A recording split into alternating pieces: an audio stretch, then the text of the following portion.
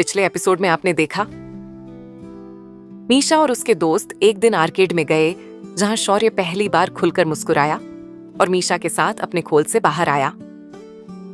उस दिन उनके बीच कुछ खास कनेक्शन बना, कुछ ऐसा जो मीशा ने पहले कभी महसूस नहीं किया था। लेकिन मीशा की जिंदगी में अचानक उथल पुथल तब मची जब आर्यन ने उसे बताया कि वह उससे प्यार करता है। मीशा ने उसे बताया कि वह उसे सिर्फ एक दोस्त के रूप में देखती है, जिससे दोनों के बीच अजीब सा माहौल बन गया।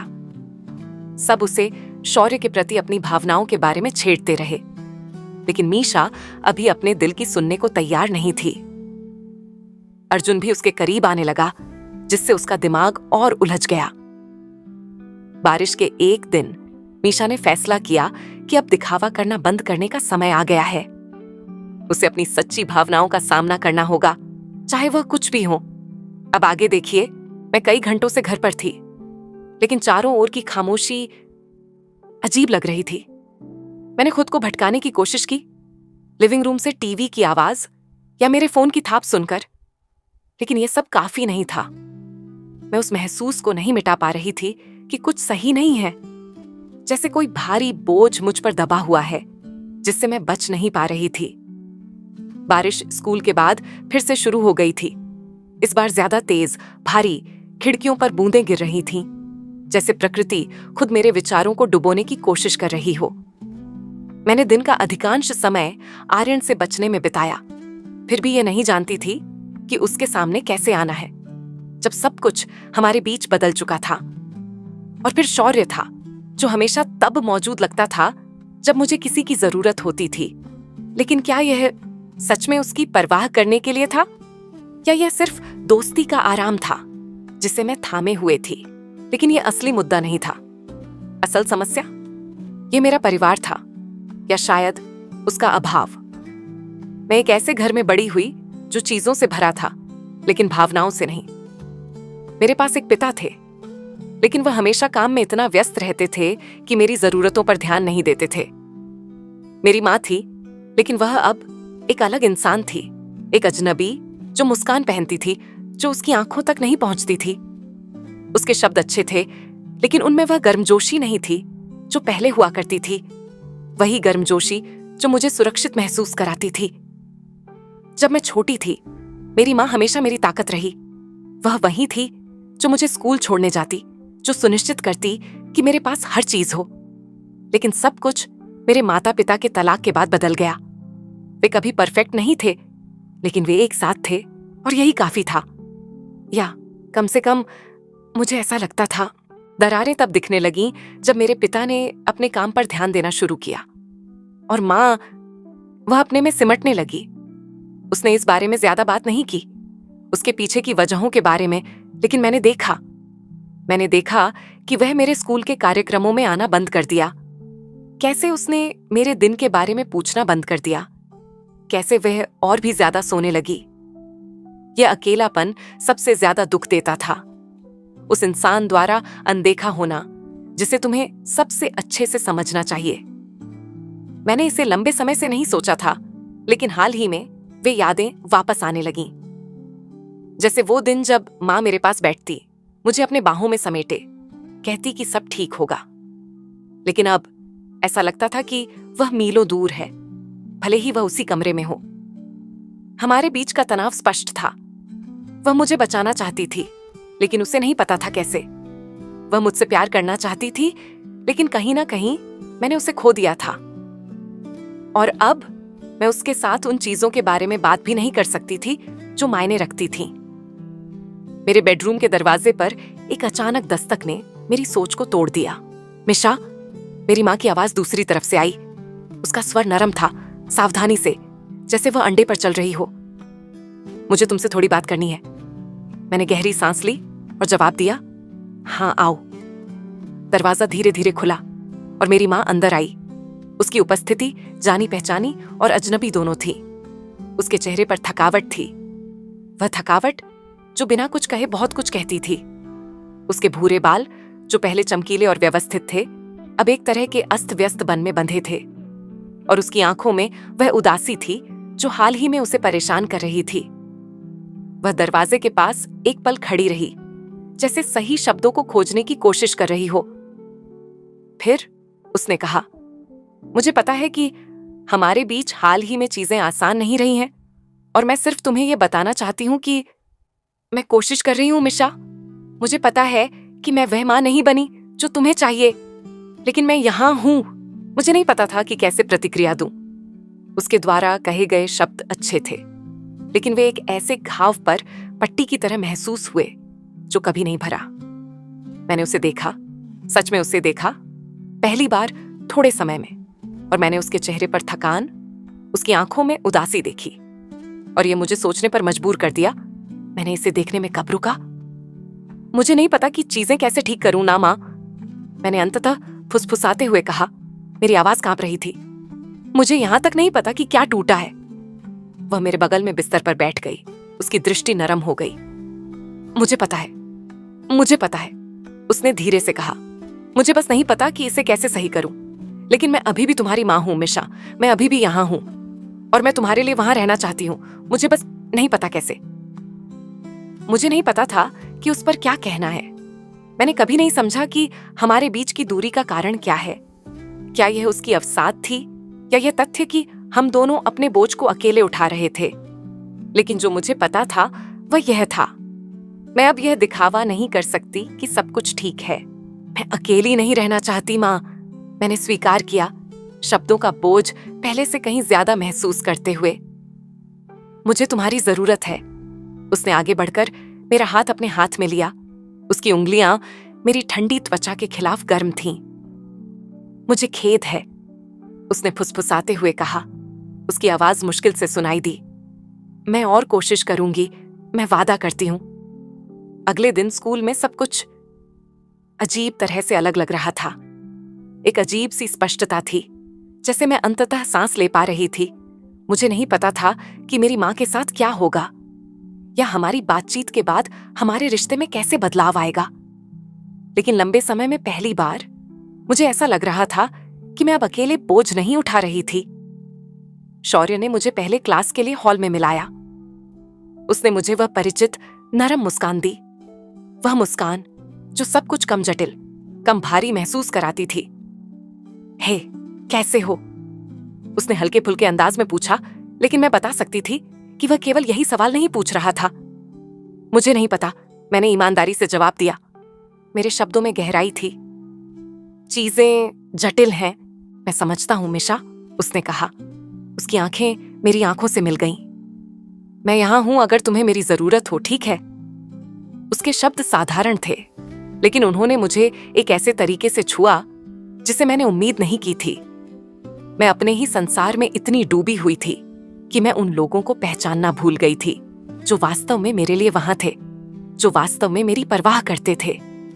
मैं मुस्कुराई, एक ऐसी गर्माहट महसूस करते हुए जो केवल शौर्य की उपस्थिति से नहीं थी, बल्कि उन छोटे कदमों से थी जो मैं अपने बनाए गए गंदगी का सामना करने के लिए उठा रही थी। मैं अब भी नहीं जानती थी कि भविष्य मेरे लिए क्या रखता है, मेरे परिवार के साथ, शौर्य के साथ। लेकिन पहली बार मुझे ऐसा महसूस हो रहा था कि मुझे सब कुछ अकेले समझने की जरूरत नहीं थी। शायद मुझे हमेशा इतना मजबूत होने की जरूरत नहीं थी। और फिर वह था स्कूल की यात्रा, जिसके बारे में सभी हफ्तों से बात कर रहे थे। वह आखिरकार होने जा रही थी। अगर मैं ईमानदारी से कहूं तो मेरे मन में मिली जुली भावनाएं थीं। ये सब तब शुरू हुआ जब हमारी क्लास की अध्यक्ष मिंजी होम रूम में खड़ी हुई। उसकी आवाज ऊंची और उत्साहित थी, जैसे उसने यात्रा की घोषणा की। हम पहाड़ों में एडवेंचर रिट्रीट पर जा रहे हैं, उसने कहा। उसकी मुस्कान कमरे को रोशन कर रही थी। हम हाइकिंग, रॉक क्लाइंबिंग, कैनोइंग सब कुछ करने वाले हैं। कमरा तालियों से गूंज उठा, मेरे अलावा। मैंने तो कोई प्रतिक्रिया ही नहीं दी। ऐसी यात्राएं कभी मेरी पसंद नहीं थीं। मैं घर पर रहकर मूवी देखना या किताबों में खो जाना पसंद करती थी, किसी भीड़ में रहकर पूरे सप्ताहांत बिताने से बेहतर। लेकिन निश्चित रूप से बाकी सभी उत्साहित थे। और फिर शौर्य था। मैंने उसकी ओर देखा और उसने पहले से ही कान से कान तक मुस्कुराते हुए मुझे देखा। यह मुस्कान थी जो वह केवल तब पहनता था जब वह वास्तव में किसी चीज के लिए उत्साहित होता था। यह मुझे एक पल के लिए रोक दिया। वह इतना उत्साहित क्यों था? क्या यह यात्रा वास्तव में इतनी शानदार थी या कुछ और? स्कूल के बाद मैंने घर की ओर चलते हुए यात्रा के बारे में सोचा। मुझे पता था कि इससे बचना आसान नहीं होगा, विशेष रूप से जब शौर्य मुझे लगातार टेक्स्ट कर रहा था, पूछते हुए कि क्या मैं इसके लिए उत्सुक हूं। मैंने नहीं कहना चाहा। मैं भीड़ से बचना चाहती थी। छोटी बातचीत, किसी और की तरह बनने का लगातार दबाव। लेकिन मैं उसे कैसे मना कर सकती थी? वह मेरा दोस्त था या शायद कुछ और दोस्तों को एक साथ चीजें करनी होती हैं, है ना? शायद मैं इसे अधिक सोच रही थी। शायद मुझे बस इसे एक मौका देना चाहिए। उस रात मुझे अपनी माँ का फोन आया। यह वही पुराना था। वह काम में व्यस्त थी, लेकिन उसने यह जानने के लिए कि मैं कैसे हूं, चेक किया। मैंने उसे यात्रा के बारे में बताया और मेरी आश्चर्य की बात थी, वह मेरे लिए लगभग उत्साहित लग रही थी। तुम्हें मजा आएगा प्रिय, उसने कहा। बहुत सारी तस्वीरें लेना, नए अनुभवों का आनंद लो। उसका प्रोत्साहन मुझे फिर से विचार करने के लिए काफी था। ठीक है, चलो, मैं जाऊंगी, लेकिन सिर्फ शौर्य के लिए, मैंने खुद से कहा। यह मेरे लिए नहीं था। यात्रा की सुबह मैंने अपने निर्णय पर पछताया।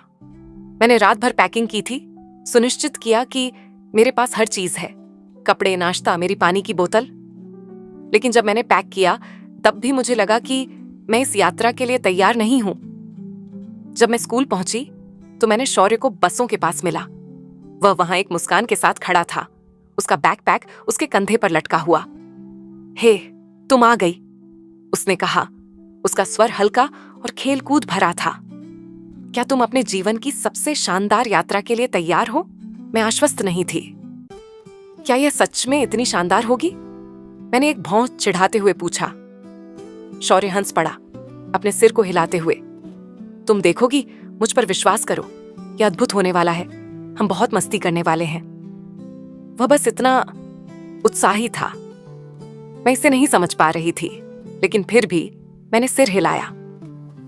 ठीक है, मैं तुम्हारी बात मानूंगी, मैंने कहा, जितना आत्मविश्वास से भरा हो सके उतना दिखाते हुए। बसें बाहर पंक्तिबद्ध थीं और हमारी कक्षा के बाकी लोग धीरे धीरे इकट्ठा हो रहे थे, यात्रा शुरू होने का इंतजार कर रहे थे। मैंने चारों ओर देखा। मेरे सहपाठी सभी उत्साहित बातें कर रहे थे, कुछ हाई फाइव कर रहे थे, अन्य पहले से ही सोशल मीडिया पर पोस्ट कर रहे थे। जैसे हमेशा मुझे थोड़ा अजीब लग रहा था, लेकिन फिर मैंने शौर्य की आवाज सुनी और मैंने उसे मुस्कुराते हुए पाया। क्या तुम ठीक हो? उसने पूछा। उसकी आंखों में चिंता थी। हां, मैंने कहा, एक मुस्कान को मजबूर करते हुए। मैं ठीक हूं, बस इस सारी उत्तेजना की आदत नहीं है, उसने मुस्कुराते हुए मेरी पीठ पर थपकी दी। तुम्हें इसकी आदत हो जाएगी। हमारे पास लंबी यात्रा है। जब हम रिट्रीट पर पहुंचेंगे तुम आराम कर सकोगी। बस की यात्रा लंबी थी, मेरे जैसे किसी के लिए बहुत लंबी, जिसे घंटों तक बंद जगह में रहना पसंद नहीं था। लेकिन शौर्य ने इसे आसान बना दिया। वह मेरे बगल में बैठा और हमने समय बिताने के लिए किसी भी चीज के बारे में बातचीत की। किसी तरह, हालांकि हमने पहले ही यात्रा और उन सभी गतिविधियों के बारे में बातें की थीं, हम अभी भी नई चीजों के बारे में बात करने में सफल रहे। ऐसा लगा जैसे हमेशा कुछ न कुछ कहने के लिए होता था।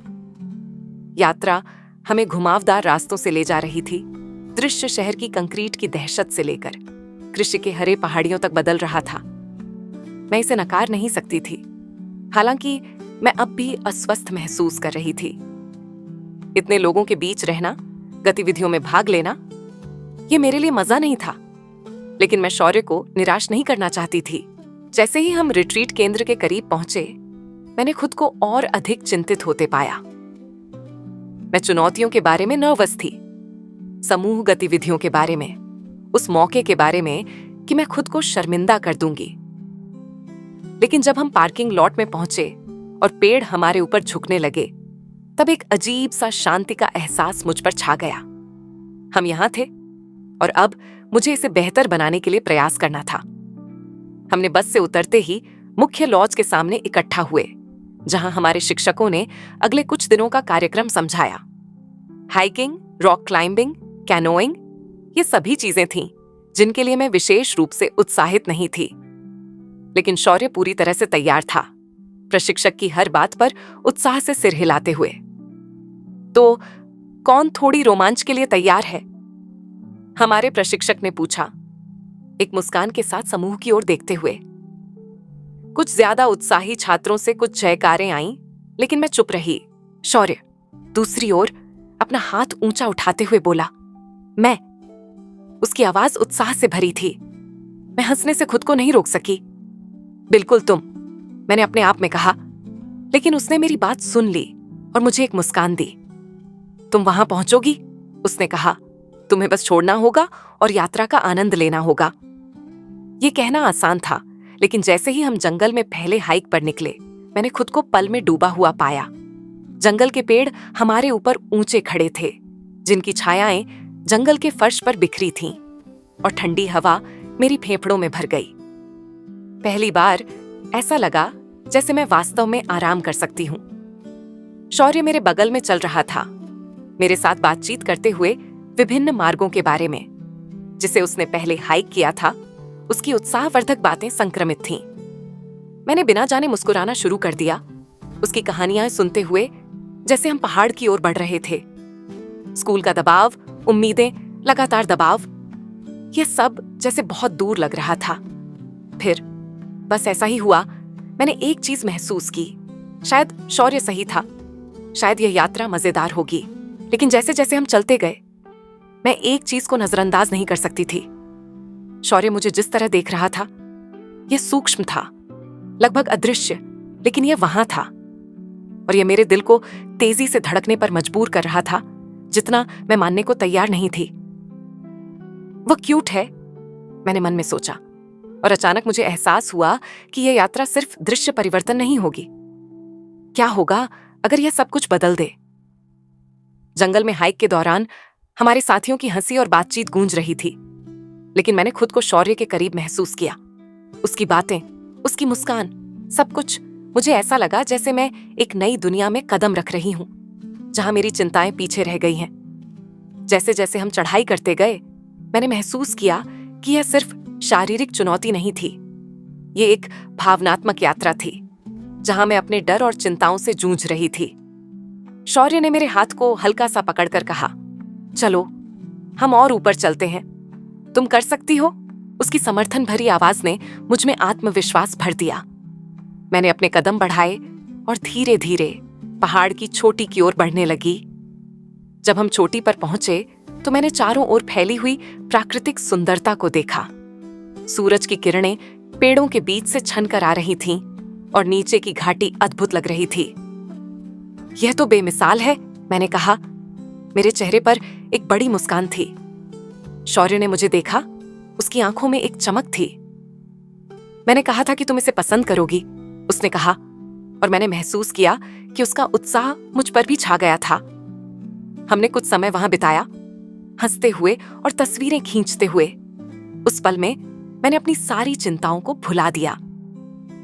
ये यात्रा, यह अनुभव शायद मेरे लिए कुछ नया लेकर आया था। शायद मैं अपने डर का सामना करने के लिए तैयार थी। जब हम छोटी से वापस उतरने लगे तो शौर्य ने मुझे एक बार और देखा। तुम जानती हो, मुझे तुमसे बात करनी है, उसने कहा। उसकी आवाज में कुछ गंभीरता थी। मेरे दिल ने एक धड़कन छोड़ी। क्या हुआ? मैंने पूछा। मैंने तुम्हें पहले कभी नहीं बताया, लेकिन मुझे तुम्हारे साथ समय बिताना बहुत अच्छा लगता है। तुम्हारी मुस्कान मुझे हमेशा खुश करती है, उसने कहा। मैंने उसकी आंखों में देखा और मेरे चेहरे पर हल्की लालिमा छा गई। मुझे भी तुम्हारे साथ रहना पसंद है, मैंने धीरे से कहा। उसने मुस्कुराते हुए कहा, तो चलो हम इसे और बढ़ाते हैं। इस यात्रा के बाद क्या तुम मेरे साथ और समय बिताओगी? उसका सवाल मेरे लिए अप्रत्याशित था, लेकिन मैंने बिना सोचे समझे हाँ कहा। हाँ, मैं चाहूंगी। और उस पल में मुझे एहसास हुआ कि यह यात्रा मेरे लिए सिर्फ एक बदलाव नहीं है, ये एक नई शुरुआत हो सकती है।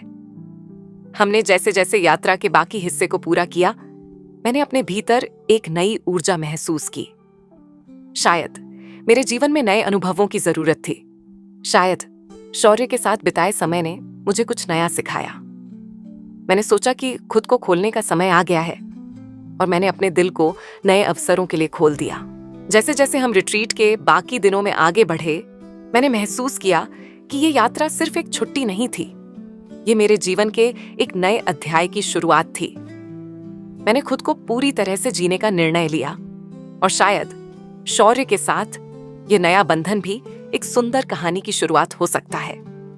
जैसे जैसे हम रिट्रीट के बाकी दिनों में आगे बढ़े, मेरे भीतर एक नई ऊर्जा थी, एक नई उम्मीद। हर गतिविधि, हर चुनौती मेरे लिए एक अवसर थी खुद को खोजने का। पहले दिन की हाइक के बाद हमने रॉक क्लाइंबिंग का सामना किया। मेरे दिल में थोड़ा डर था, लेकिन शौर्य का उत्साह मुझे प्रेरित कर रहा था। तुम कर सकती हो मिशा, उसने कहा जब मैंने चढ़ाई शुरू की। उसकी आवाज में उतना विश्वास था कि मैंने खुद पर भी यकीन करना शुरू कर दिया। जब मैंने चोटी पर पहुंचकर नीचे देखा तो मुझे एहसास हुआ कि हर चुनौती मुझे और मजबूत बना रही थी। उस पल में मैंने अपने डर को एक तरफ रखकर नई ऊंचाइयों को छूना सीखा। शौर्य ने मेरे साथ खड़े होकर कहा, देखा, तुमने ये किया। उसकी मुस्कान ने मुझे और भी प्रेरित किया। रात के समय हमने कैनोइंग का मजा लिया। चांद की रोशनी में झील पर नाव चलाना एक अद्भुत अनुभव था। शौर्य और मैंने एक नाव साझा की और जैसे ही हम पानी में आगे बढ़े, उसने मुझसे कहा, देखो, हम एक टीम हैं। उस पल ने मेरे दिल में एक नई भावना जगाई। उसकी बातें, उसकी मुस्कान, सब कुछ मुझे एक नए रूप में ढाल रहा था। मैंने महसूस किया कि मैं उसे और अधिक चाहने लगी थी। अगले दिन हमारी रात की आग के पास बैठकर हमने एक दूसरे के साथ अपनी कहानियां साझा की। शौर्य ने अपनी जिंदगी के बारे में बातें की और मैंने अपने सपनों के बारे में बताया। हर शब्द के साथ हमारे बीच की दूरी कम होती गई। यहाँ इस खूबसूरत जगह पर मैंने अपने दिल की आवाज सुनना शुरू कर दिया। क्या तुम जानती हो मिशा सी, उसने कहा, मैंने हमेशा सोचा था कि दोस्ती से कहीं ज्यादा हो सकता है। मेरे दिल ने एक धड़कन छोड़ी। क्या तुम भी ऐसा सोचती हो? उसने मुझसे पूछा। उसकी आंखों में उम्मीद थी। मैंने गहरी सांस ली। हाँ, मैंने कहा, मैंने भी महसूस किया है। शायद हम कुछ खास हैं। उसकी आंखों में खुशी का चमक था। तो चलो इसे और बढ़ाते हैं। हम एक दूसरे के लिए और भी समय निकालेंगे, है ना? मैंने सिर हिलाया। उसके शब्दों ने मेरे दिल को खुशी से भर दिया। इस यात्रा ने न केवल मुझे नई ऊंचाइयां सिखाई, बल्कि एक नई शुरुआत भी दी। जैसे ही यात्रा का अंत नजदीक आया, मैंने महसूस किया कि मैंने खुद को फिर से खोज लिया है। शौर्य के साथ बिताए पलों ने मुझे सिखाया कि प्यार और दोस्ती के बीच की रेखा कभी-कभी धुंधली होती है। जब हम वापस लौटने के लिए बस में बैठे, मैंने शौर्य की ओर देखा। उसकी मुस्कान ने मेरे दिल को फिर से धड़काया। तुम्हें याद है जब तुमने कहा था कि यह यात्रा मजेदार होगी? मैंने कहा। उसने हंसते हुए कहा, हाँ, और मैंने तुम्हें यह भी बताया था कि मैं तुम्हें पसंद करता हूं। उसने अपनी बात को सीधे शब्दों में कह दिया। मेरे दिल ने खुशी से उछलना शुरू कर दिया। मैं भी तुमसे पसंद करती हूँ शौर्य, मैंने कहा। जैसे ही मैंने उसे अपनी भावनाएं साझा की, उसने मेरी ओर देखा। उसकी आंखों में एक नई चमक थी। तो यह सिर्फ एक शुरुआत नहीं है, यह हमारा नया सफर है। मैंने उसकी बातों से सहमति जताई और उस पल में हमने एक दूसरे के लिए अपने दिल खोल दिए। वापस लौटकर मैंने महसूस किया कि मेरा जीवन बदल चुका है। मैंने न केवल एक दोस्त पाया, बल्कि एक साथी भी। शौर्य के साथ यह यात्रा मेरे जीवन के सबसे खूबसूरत अध्यायों में से एक थी। अब हम एक नई शुरुआत के लिए तैयार थे। हमारी कहानी बस शुरू हुई थी और मैं जानती थी कि यह यात्रा हमें और भी करीब लाएगी। शायद हम अब अकेले नहीं थे। हमने एक दूसरे का हाथ थाम लिया था और मैं जानती थी कि हम इसे साथ में संभाल लेंगे। जैसे जैसे हम घर लौटे, मेरे दिल में एक नई उम्मीद थी। मैंने अपने जीवन के नए अध्याय की शुरुआत की थी, जहां शौर्य केवल एक मित्र नहीं, बल्कि एक खास इंसान बन चुका था। स्कूल में वापस आकर सब कुछ पहले जैसा नहीं था। मैंने महसूस किया कि मैं अब और मजबूत हो गई थी। शौर्य के साथ बिताए समय ने मुझे आत्मविश्वास दिया था। मेरे भीतर एक नई ऊर्जा थी जो मुझे हर दिन नए तरीके से जीने के लिए प्रेरित करती थी। शिक्षकों और सहपाठियों के बीच मैंने अपने विचारों को खुलकर साझा करना शुरू कर दिया। शौर्य हमेशा मेरे साथ होता, उसकी मौजूदगी ने मुझे और अधिक साहसी बना दिया। हमने एक साथ प्रोजेक्ट्स किए, क्लास में एक दूसरे की मदद की और धीरे धीरे हमारे बीच का बंधन और भी मजबूत होता गया। एक दिन जब हम कैफेटेरिया में बैठे थे, मैंने शौर्य से कहा, क्या तुम सोचते हो कि हम अभी भी वही लोग हैं जो पहले थे? उसने मेरी आंखों में देखा और मुस्कुराया। नहीं, हम अब बेहतर हैं।